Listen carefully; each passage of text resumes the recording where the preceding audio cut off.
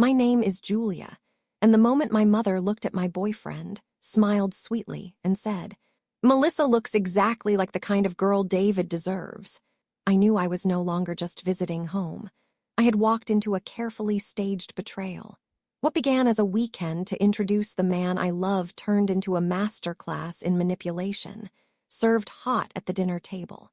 And while they smiled and passed the potatoes, I quietly began planning how to take back my dignity. Before we get into the story, let me know, where in the world are you watching from? Type it in the comments below. Now, let's rewind to how I found out the betrayal was wearing my sister's perfume.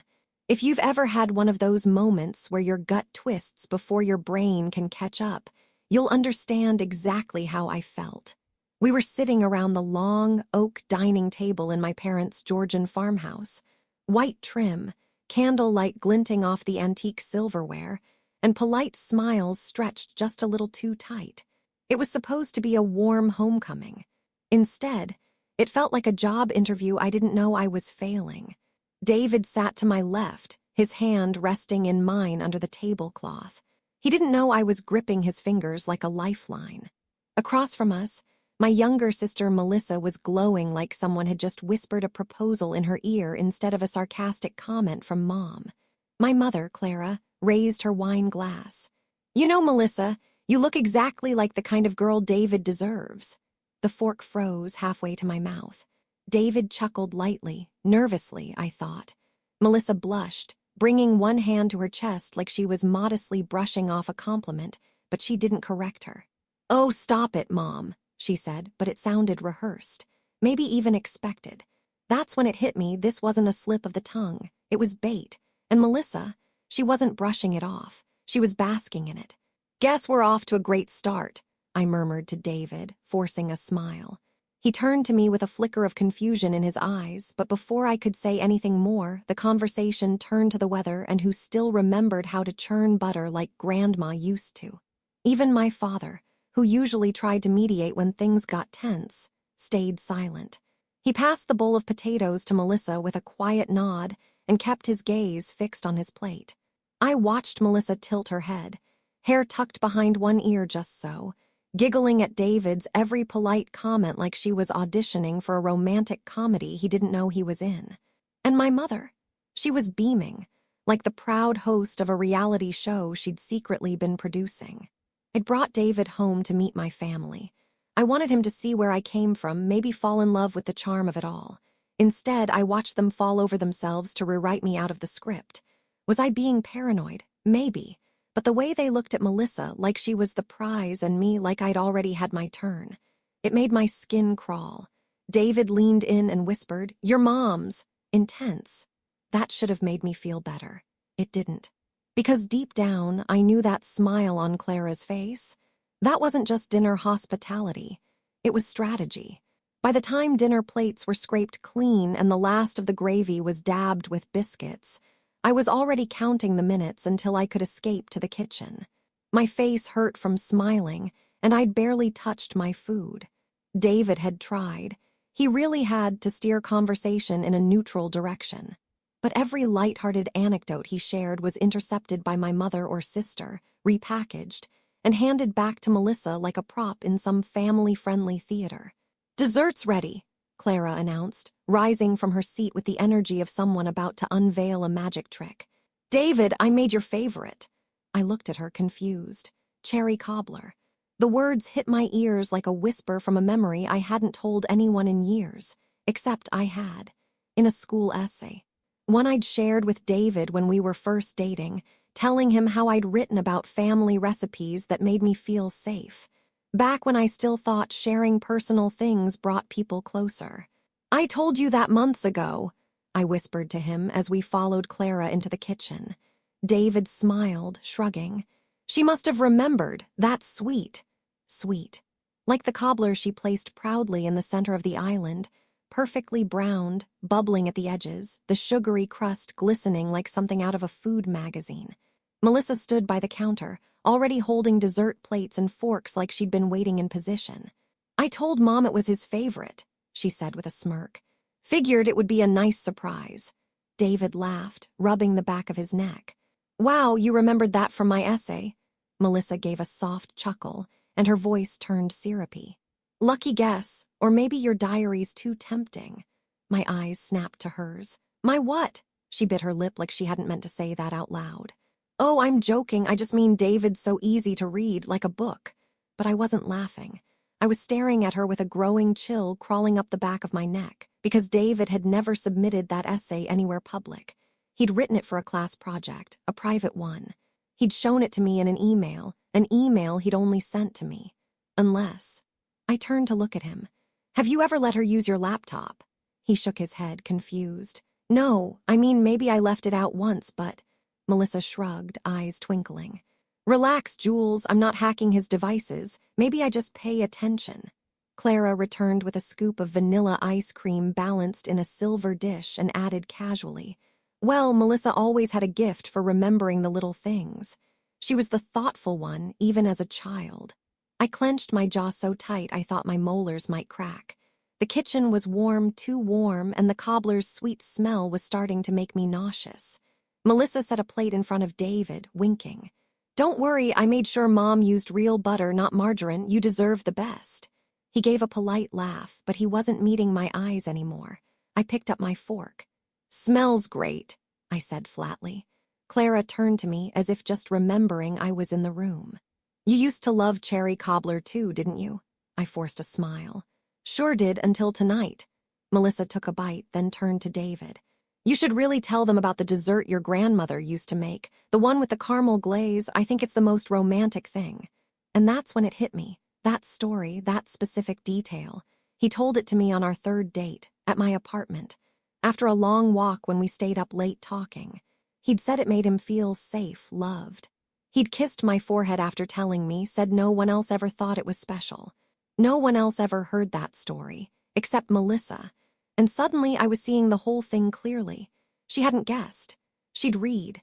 Somewhere along the way, she had found a way into his words, emails, maybe texts, I didn't know yet, but she was parroting them back to him, coated in sugar and smiles, acting like they belonged to her.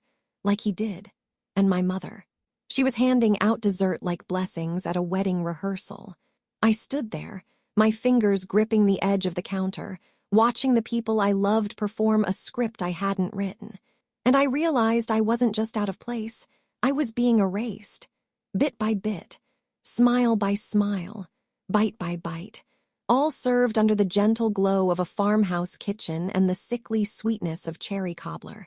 Later that evening, after the cobbler had been praised into oblivion and the air in the house felt sticky with too much sugar and too many secrets, Melissa knocked on the door of the guest room I was staying in. She didn't wait for an answer. Hey, she said, pushing the door open.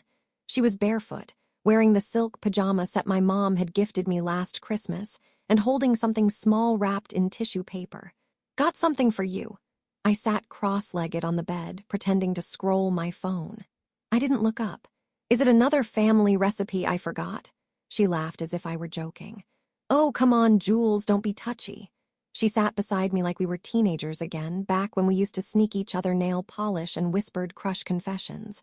But now I didn't trust the way she smiled. Melissa extended the wrapped bundle toward me. Found this in Mom's old jewelry box. She said it was hers when she was our age, I thought. Maybe you'd like it. I slowly unwrapped the tissue. Inside was a delicate bracelet, vintage gold with a tiny heart charm that looked slightly tarnished but still charming. I remembered it from childhood vaguely. Clara used to wear it when she dressed up for dinner parties.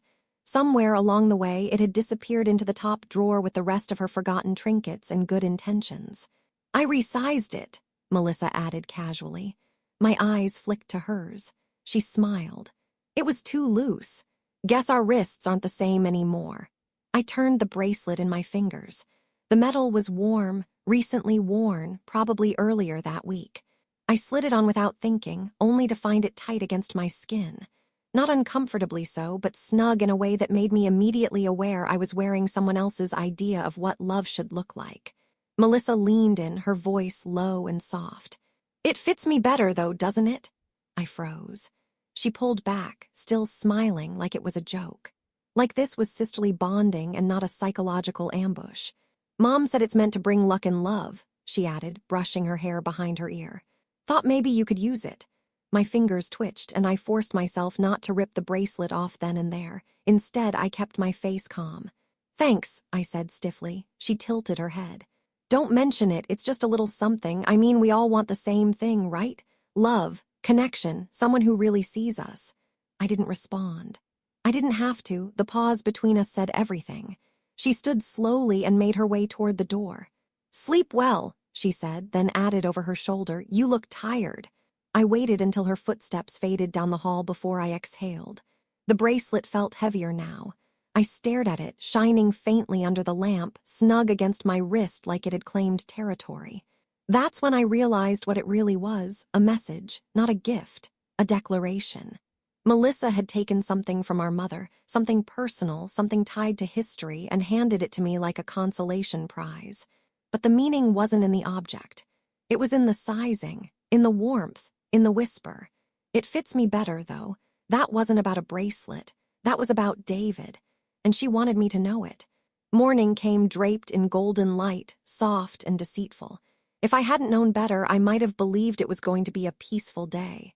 I padded into the kitchen still in my sleep shirt, expecting quiet. Maybe just Dad sipping black coffee and reading the local paper. Instead, I heard laughter.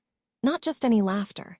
His, David's deep, familiar laugh, and hers, Melissa's brighter, higher, wind chimes sweet. I froze in the doorway. They stood at the sink together, shoulder to shoulder. She wore a fuzzy lavender robe I hadn't seen before, tied just tight enough to frame her perfectly symmetrical figure. David was in his usual soft gray t-shirt, sleeves rolled up, wrist deep in suds. She flicked a bubble at him and he flinched back, laughing, then flicked one in return. They looked like a couple in a romantic comedy, the kind of scene that would end with an accidental splash followed by a kiss. They hadn't noticed me yet. Melissa leaned into him slightly, pretending to reach for a towel, brushing his arm. And David, he didn't move away. I cleared my throat. Loudly, David's head whipped up. Hey, Jules. Morning. I didn't move. Didn't know dish soap was so funny. His smile faltered just slightly. Oh, we were just, the coffee machine was clogged and we figured we'd clean up while waiting for it to heat up. Melissa turned, oh so casually brushing a strand of hair from her cheek, lips pink and glossy. Oh, Julia, she chirped. You looked so peaceful, I thought we'd let you sleep in. David's been such a helper this morning. My eyes flicked to the sponge in his hand. Melissa added, you should have seen his technique with the wine glasses, so delicate. My stomach twisted. Clara's voice called from the living room, slicing through the fragile air like a blade. I just wonder if logistics work is too dull for someone as charismatic as David. The words weren't meant as a joke. They were bait. David glanced toward the sound, blinking. She's just teasing, he said. I didn't answer. Clara knew exactly what she was doing. She never shouted things like that unless she wanted them heard. I walked to the fridge, keeping my back to them, opened it, stared blankly at the eggs and juice like they held some kind of escape plan. David tried again. Hey, Jules, want me to make you something? I didn't turn around. No, thanks. Looks like your hands are full. He didn't reply. The bracelet on my wrist suddenly felt tight again, like it was crawling up my arm. I reached for the milk just to give my fingers something else to grasp. Behind me, the clink of plates slowed. I'll, go check on your dad, David finally said, and I heard his footsteps retreat toward the hallway. Melissa turned to dry a dish, humming faintly under her breath like nothing had happened. But I knew better. Every movement, every smile, every strategically loud sentence. This wasn't about chores. This was choreography. I poured the milk and stared at the glass, suddenly unsure if I could stomach anything. Melissa wiped her hands on a dish towel and sauntered past me like a cat who knew she couldn't be caught for scratching the couch. He really is sweet, isn't he? She said lightly. I can see why you like him. I looked at her, finally meeting her eyes. He's not yours, I said. She blinked, feigning innocence. I never said he was. And then she smiled. That smile she wore in high school when she'd told me my prom dress almost made my shoulders look even. It's just. Sometimes people end up where they're meant to, no matter how things start. I didn't respond. There was nothing I could say in that moment that wouldn't break the thin, fragile thread of civility still holding this weekend together. But something inside me was starting to shift. This wasn't me being paranoid anymore. This wasn't a misunderstanding. This was Melissa, my sister, and Clara, my own mother, nudging, smiling, rearranging people like furniture until they were satisfied with the aesthetic. And apparently I was the out-of-style rug. The orchard was still soaked in dew when David found me. I'd come out here to breathe, to pull away from the scent of Melissa's perfume still lingering in the kitchen air, and the echo of my mother's voice casually dismantling my career. Rows of gnarled apple trees stretched out around me, their branches heavy with early fruit, the grass damp beneath my sneakers. David called my name once, hesitantly. I didn't turn around. I kept walking. He caught up quickly, matching my pace. "Jules!" My jaw tensed, but I kept my voice calm. "Thought you and Melissa had the dishes under control." He let out a breath. "I deserve that." We walked in silence for another minute, the crunch of leaves underfoot filling the space between us. "I'm not blind, David," I said finally. "I saw how close she stood, how much she knew about your life, things I told you in private, and then my mom. Calling you charismatic and questioning my job choice like I'm some spreadsheet with no soul." He stopped walking and reached for my hand. I didn't give it, not yet. "Julia," he said, quieter now. "I love your life, I love you, and your job, it's one of the things I admire most about you. You're grounded. You make plans, you show up. You think 5 steps ahead when most people don't even realize there's a game being played." I blinked hard, caught off guard by the sincerity in his voice. He continued. "Your family, it's like a performance I wasn't cast for. They keep shifting the script. I'm trying to keep up, but it's exhausting." I stared at him for a long moment, searching for cracks, for any sign that he was just saying what I wanted to hear. But his eyes didn't dart away. They didn't flicker toward the house or the past or anywhere but mine. "You've been quiet this whole weekend," I said. "Polite, charming, but not really you." He nodded. "I didn't want to make it worse. But I should have said something when your mom made that comment at dinner, or when Melissa started acting like I was some memory she invented." My lips tightened. "She gave me a bracelet last night." He raised an eyebrow. "Mom's old one, resized to fit her wrist. She said it was for luck and love, then whispered it fit her better." David winced. "Wow, she's not subtle," I added. "No," he agreed. "She's not." A bird chirped somewhere above us, fluttering from one branch to another. I watched it absently, thinking about how some creatures instinctively know when to migrate, when to leave, when to stay. We reached the edge of the orchard, near the old swing my dad hung back when Melissa and I were kids. It creaked in the breeze, swaying slightly, like it remembered both our childhoods but was too tired to take sides. David turned to me, voice lower now. "You know what I noticed this weekend? Everyone here wants something from me. Approval, attention, charm. Your mom wants the idea of a perfect match. Melissa wants to win. And me?" I asked. He didn't hesitate. "You just want honesty. You want to know if what we have is real, and it is." I studied his face, the lines near his eyes, the sincerity etched there. He wasn't perfect. He'd laughed at the wrong moments, stood too close to my sister, stayed too silent when I needed a signal. But in this moment, he felt real again. "You didn't defend me," I said, quieter now. "When it mattered." He nodded. "I know, but I'm here now." Silence again. Then he took a step closer and added, "Your steadiness is why I'm here, Julia. That's what I want. Not a chaos parade with glittery compliments and vintage desserts. You." My throat tightened, and I hated that his words made me feel something warm again, like maybe I wasn't losing everything. I nodded once. "Okay." He reached for my hand again. This time I let him take it. But deep inside, the knot in my stomach didn't unwind completely. Because no matter how sincere he sounded, we were still surrounded by people who knew how to rearrange the truth like furniture. And David had just stepped back onto their stage. The upstairs hallway was dim, lit only by the soft amber glow of the antique wall sconces. That familiar quiet, the kind that settles into old houses at night, hugged the walls like a secret. The kind of silence that invited whispers instead of words.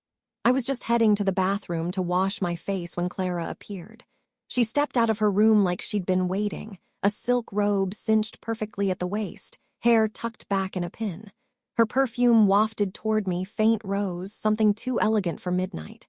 "Can I speak with you a moment, darling?" she asked, her voice low, like a confidant. Not a mother. I hesitated. Every instinct told me to keep walking, to pretend I didn't hear her. But I turned anyway. She leaned against the banister, graceful and composed. It's so rare we get to talk without the distractions of dinner and guests and performance. I stared at her. Everything this weekend's felt like a performance. She smiled tightly. Yes, well, family visits often are. There was something in her tone that put me on edge, that quiet smugness she wore when she thought she was being wise rather than cruel. You've always been structured, Julia, she said softly.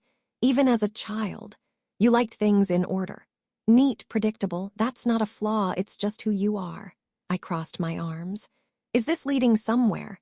She sighed, looking down at the floor for dramatic effect before continuing. David, he's lovely, truly, but he's not a man built for structure. He's an artist, a soul that needs softness. I blinked slowly, absorbing the blow. You mean someone like Melissa? I asked. Clara looked up at me, feigning surprise. Did I say that? No, but you wanted to. Her smile returned, faint and just short of kind. All I'm saying is some matches need softer glue, not tighter seams. It hung in the air between us, sticky and poisonous. I clenched my jaw. You're talking about relationships like they're furniture joints. She waved a hand delicately. I'm speaking metaphorically, don't be so defensive. I stepped back half a pace, just enough to claim my space again. It's hard not to be when my own mother's making compatibility assessments like she's ordering custom china. I'm just looking out for you, she said sweetly. The way mothers do. I laughed under my breath, sharp and humorless.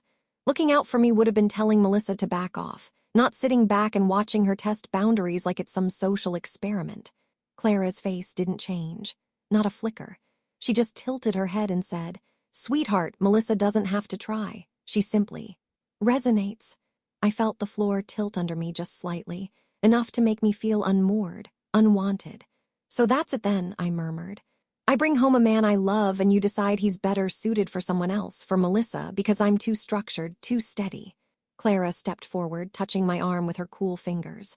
Don't twist this into cruelty, Julia. You're so competent, so capable, but love is a different thing. It asks for surrender, imbalance, chaos even. And I'm not sure you know how to let go. I stared at her numb. She looked at me like she was diagnosing a deficiency, as if my independence was a disorder, as if my love wasn't gentle enough, romantic enough, artistic enough to inspire a man like David, as if I wasn't enough. I'm going to bed, I said flatly. She dropped her hand. Of course, rest well. And just like that, she turned and disappeared back into her room, the door clicking shut behind her with an elegance that felt surgical. I stood there for another minute, rooted in place. My skin still tingled where her fingers had rested. Her words echoed in my mind. Some matches need softer glue. The thing is, maybe she was right about one thing.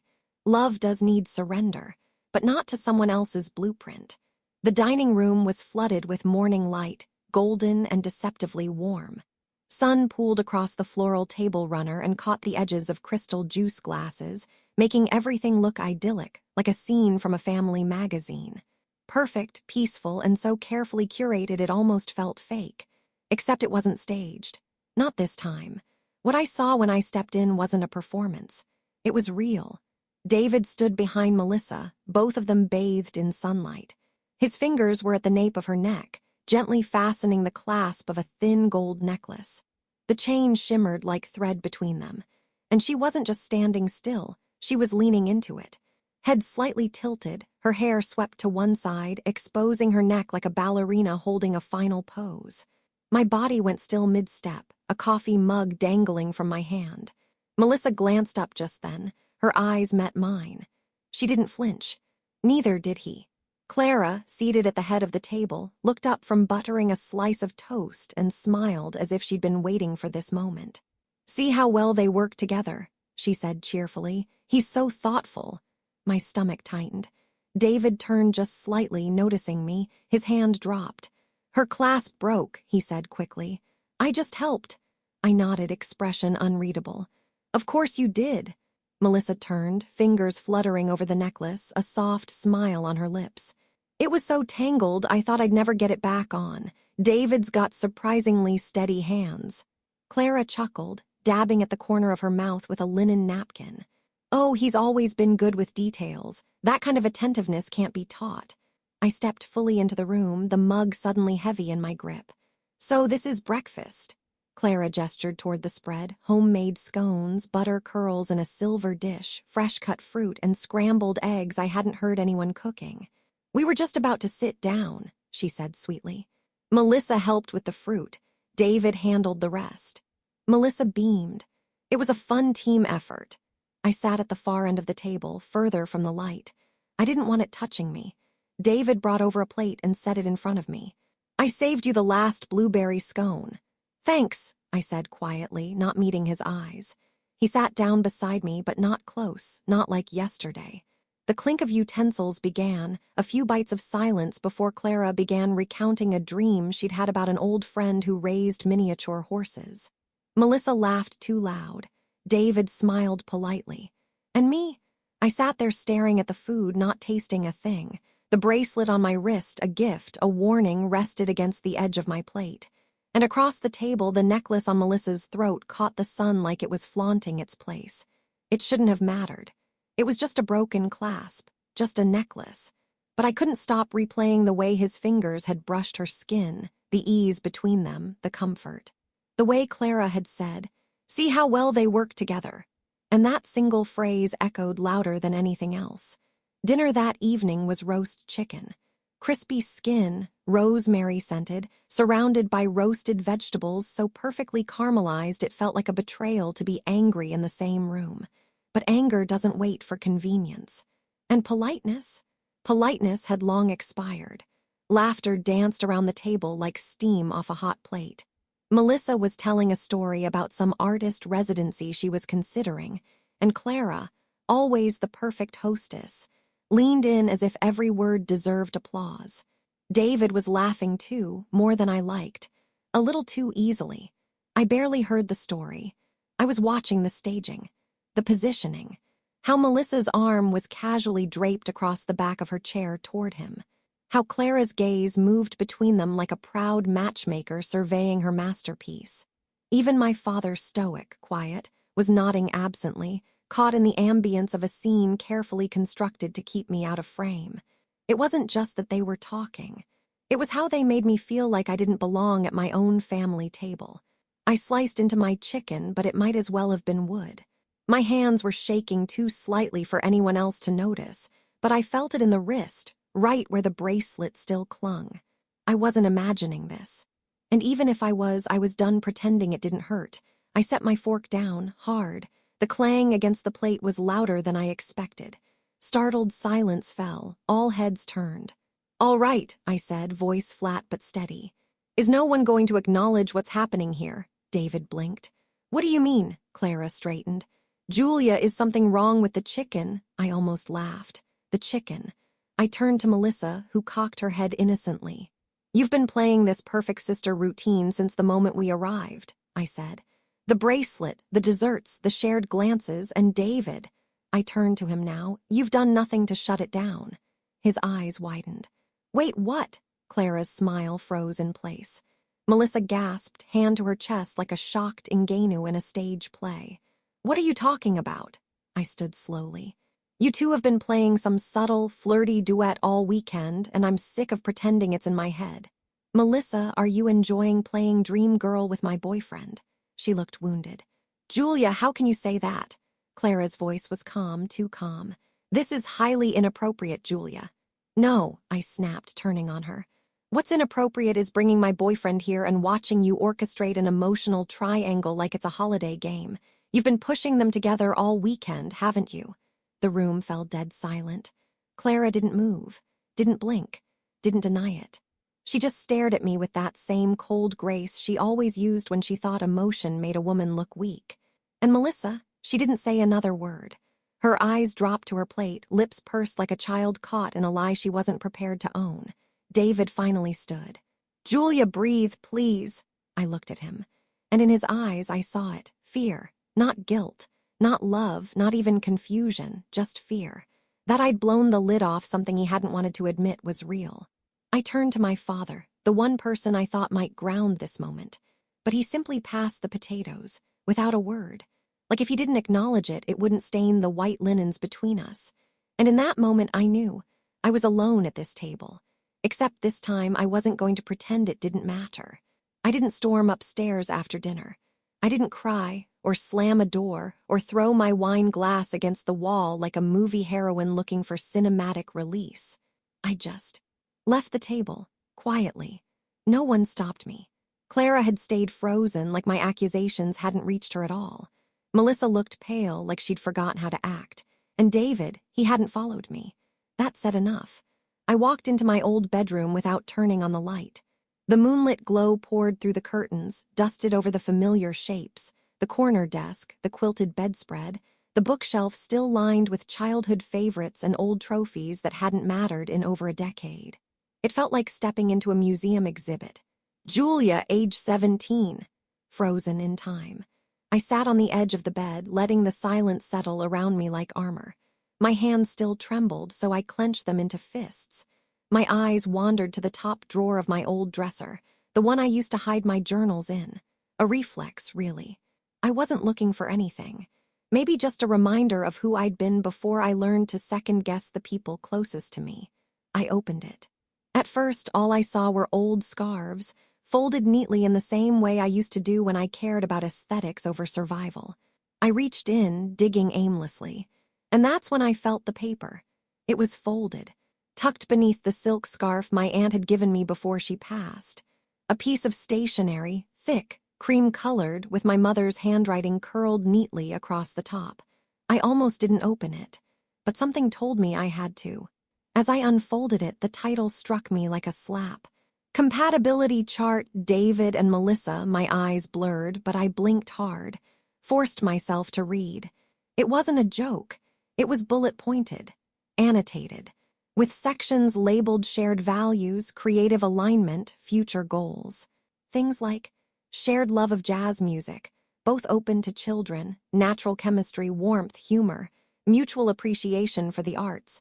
David needs emotional softness. Melissa embodies this, and then further down the page, written in smaller, more scrawled script. Julia, too rigid. Emotionally reserved, difficult long-term compatibility. Professional but lacks spontaneity. I felt something hot rise in my chest. Not just anger. Humiliation. They hadn't just betrayed me emotionally. They planned this, strategized it, evaluated me like a resume for a job they'd already given to someone else. I looked back at the bracelet on my wrist, tight and gleaming under the moonlight. Suddenly, I knew where it had been before it was resized. It wasn't just Melissa who had worn it. It had been tried on, passed around, evaluated for fit like everything else. They actually planned this, like a business merger. A calculated reshuffling of people, not for love, but for convenience. For aesthetic, I sat there for what felt like hours, the paper trembling in my hands, trying to understand how a mother could dissect her own daughter's relationship with such cold precision, and how a sister could take part. I wasn't just the odd one out. I had been nominated for removal. I didn't cry. I didn't scream. I pulled my old suitcase out from under the bed and began folding clothes. Mechanically, carefully, like I was packing away the version of myself that had walked into this house thinking love could survive scrutiny. The paper lay open on the desk beside me, each bullet point staring like an accusation. David knocked once before walking in. His voice was low, careful. "Julia, what are you doing?" I didn't answer. I kept folding. He stepped closer. "Are you leaving?" I zipped the side compartment shut and finally looked up. "You didn't follow me last night. I thought you needed space." "No," I said, picking up a pair of jeans. "You just didn't want to be caught between me and the fantasy Clara and Melissa built for you." "Jules, come on." I held up the paper, his eyes flicked to it. I saw the exact moment he recognized Clara's handwriting. His whole face changed. "You still think this wasn't a setup?" I asked, voice sharp. "You think this weekend just spiraled out of nowhere?" He reached for it, but I pulled it back. "I found it in my old drawer, under scarves. She hid it, David. She hid it. A compatibility chart, for you and Melissa, notes, traits, romantic potential. My name was at the bottom like a footnote, cold, calculated. Too rigid, emotionally distant." His jaw clenched. "I didn't know, I swear. She wrote that I'm not compatible because I'm not soft enough for you." He shook his head. That's not Julia, listen to me. No, I snapped. It's my turn to talk. I sat through dinner after dinner, through dessert clues and flirty dishwashing and fake necklaces and that bracelet resized, gifted to me like a joke. I've been humiliated by my own family while you stood by, smiling through it. He stepped closer, voice breaking now. I didn't come here just to meet your family. I stared at him. I came to propose. The words landed like a dropped glass, shattering in the space between us. I blinked. What? He pulled something from his pocket, a box, small velvet. I didn't move. I've had it for weeks, he said. I wanted to do it here with your family around. I thought it would mean something. I stared at the ring but felt nothing, no flutter, no rush, just an ache. He reached for my hand.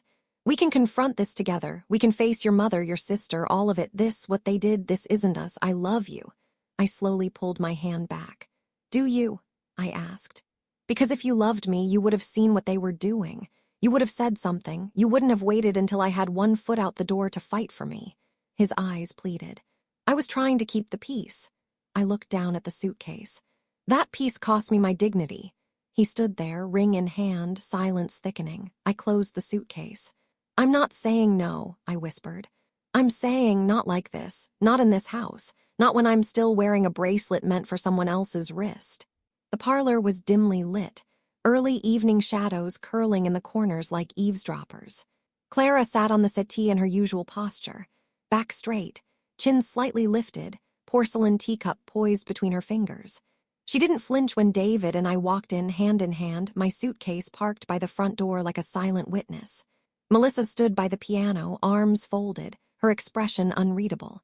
Her gold necklace shimmered in the lamp light, still neatly clasped, still perfectly in place. I didn't wait for pleasantries. I placed the folded chart on the coffee table in front of Clara, smoothing it out like evidence in a courtroom. David stood beside me, his jaw tight. Clara didn't look at it. She didn't need to. She already knew what it was. David broke the silence first. His voice was colder than I'd ever heard it. This isn't matchmaking, this is manipulation. Clara blinked slowly, lowering the cup to its saucer. I'm not sure I like your tone, David. I stepped in. Do you like your handwriting better? Her eyes flicked to me. You made a chart, Mom, I said, my voice trembling just enough to betray how deep this had cut. A chart? About who you think David would be better off with, my boyfriend, your daughter's partner, and you wrote me off like a bad investment. Across the room, Melissa's arms dropped to her sides. She didn't interrupt. Clara's voice stayed smooth. I was concerned. No, David cut in. You were controlling. She looked at him, then back at me. You've always been so capable, Julia, so self-contained. I thought maybe if I helped open a door, you wouldn't end up. Like you, I finished. The words landed. And for the first time, Clara's composure cracked. Her eyes shimmered. The teacup clinked gently as she set it down on the table. I was terrified, she said, voice thinner now. Terrified you'd grow old alone, hard and unreachable, like I did. I stared at her, shocked by the admission. But it didn't change what she'd done. You could have told me that, I said softly. Instead, you turned my sister into bait. You made me feel disposable. Clara reached for the chart but didn't touch it. Melissa stepped forward, voice quiet. I didn't know about the list. I looked at her, seeing her clearly for the first time, not just as the polished favorite, but as someone who had played along willingly until the moment it got too real. You didn't need the list, I said. You knew exactly what you were doing. She lowered her eyes. Clara sniffled. I was trying to make sure you didn't miss your chance. I wasn't missing my chance, I said, stepping back. I brought him home, I loved him, you just didn't think I was enough. David looked at me then, and I felt his hand squeeze mine tighter, not possessive, just steady. I'm not disposable, I said again, louder this time. Not to him and not to you. Clara didn't respond. Tears were slipping down her cheeks now, but she said nothing. No apology, no denial. And Melissa, she walked out of the room. No dramatic exits, no parting words, just silence. David turned to me. Ready? I nodded. He grabbed the suitcase. I walked out beside him, not with anger, not even with sadness, just clarity. The house was quiet the next morning, too quiet. No footsteps on the stairs, no rustle of scone trays or forced laughter in the dining room. Just the distant creak of the old floorboards and the hum of a refrigerator that had seen better decades. David and I came down with our things already packed. The parlor, where everything had cracked open the night before, was empty. The sunlight filtering through the lace curtains gave it a ghostly softness, like even the furniture was pretending nothing had happened. But when we reached the kitchen, Clara was there. She stood at the stove, her silk robe replaced by a modest cardigan and slacks. No jewelry, no perfume. Just a plain apron tied neatly around her waist as she stirred scrambled eggs in an old ceramic pan. It smelled like peace too little too late. She turned when she heard us enter, her face already preloaded with restraint. "I made breakfast," she said quietly, her voice thinner than I'd ever heard it. David glanced at me. I shook my head. But we didn't leave. Not yet. Clara set 2 plates at the table. No extra place settings, no Melissa. She didn't look at David. Only me. "I don't expect forgiveness," she said, her hands folded in front of her. "I expect you'll leave and not come back for a while, maybe ever." I didn't answer. "I was wrong," she continued. "You deserve love on your terms." I held her gaze. "Not your version of it." Her mouth twitched. Not a smile, not quite a frown. "I tried to create safety by controlling the outcome, but it turns out that ruins the very thing you're trying to protect." Her voice cracked slightly. She didn't try to hide it. "I thought if I could line everything up just right, if I could make sure he loved art and family and didn't mind long drives or jazz music, then maybe you'd be okay." "I was okay," I said. She nodded. "I didn't believe that, but now I see you're stronger than I gave you credit for." We stood in that quiet kitchen, 3 people and a table we wouldn't sit at. Then, finally, she said, "Melissa's gone. She left before sunrise. I don't know where she went." "She always leaves before the consequences," I said softly. "I suppose she learned that from me." There was no defense, no spin, just truth, raw and late. I looked at David. He nodded. We didn't eat the breakfast. We walked to the front door. Clara followed us only halfway, then stopped beside the grandfather clock she'd once scolded me for touching. "I hope you find peace," she said. I paused with my hand on the doorknob. "I already had it, until you tried to replace it with a prettier version." She didn't reply. David opened the door. I walked through it. The morning air was crisp, the sky a perfect blue like nothing had happened. And just like that, we left. Not broken, not angry, just done. It had been 5 months since we left that house. Since I walked out without looking back. Since I said goodbye to a version of myself I never wanted to be again, the one who begged for room in someone else's blueprint. Now we were in Asheville.